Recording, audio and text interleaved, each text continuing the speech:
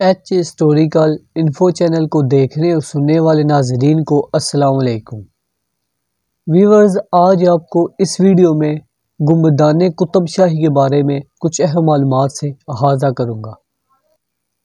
گنبدان قطب شاہی موجودہ حیدرآباد دکن بھارت میں واقع قطب شاہی سلطنت کے حکمرانوں کے مقابر ہیں۔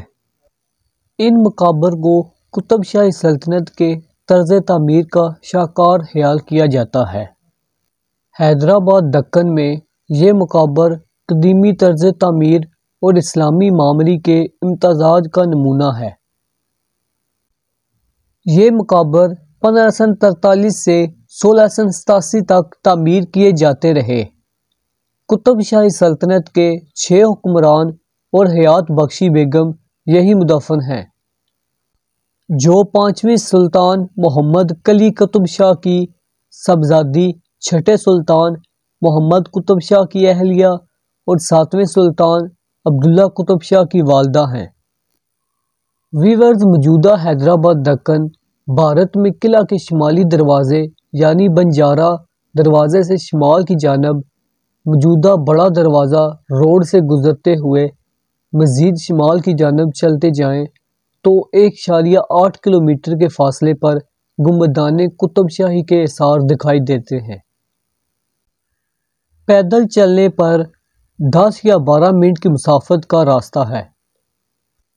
تاریخی اعتبار سے یہ مقام ابراہیم باغ کہلاتا ہے۔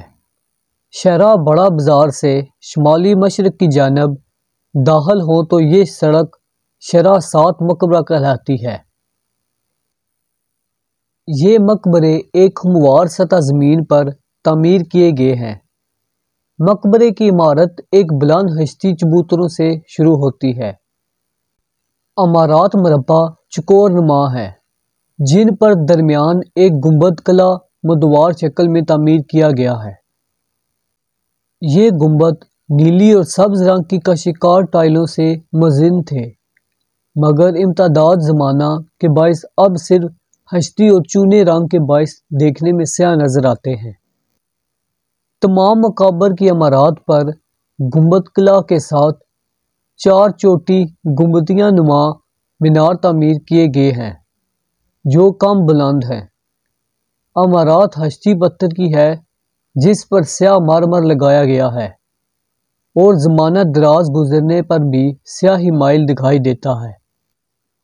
ویورز، 1912 میں صدر المہام حیدرآباد نواب میر یوسف علی خان سالار الجنگ سوم نے ان مقابر کی بحالی و مرمت کا حکم جاری کیا تھا۔ اس احاطے میں ایک نیا کنواں کھدوایا اور ایک خوشنما باغ دوبارہ لگایا گیا۔ ویورز، یہ تھی گنبدان قطب شاہی کے بارے میں کچھ اہم معلومات۔ امید کرتا ہوں آپ کو یہ ویڈیو پسند آئی ہوگی۔ اس طرح کی آگے انٹرسٹنگ ویڈیو دیکھنے کے لیے میرے چینل کو سبسکرائب کریں، ساتھ بیل آئیکن کو لازمی پریس کریں تاکہ ہر نئی آنے والی ویڈیو سب سے پہلے آپ کو مل سکے۔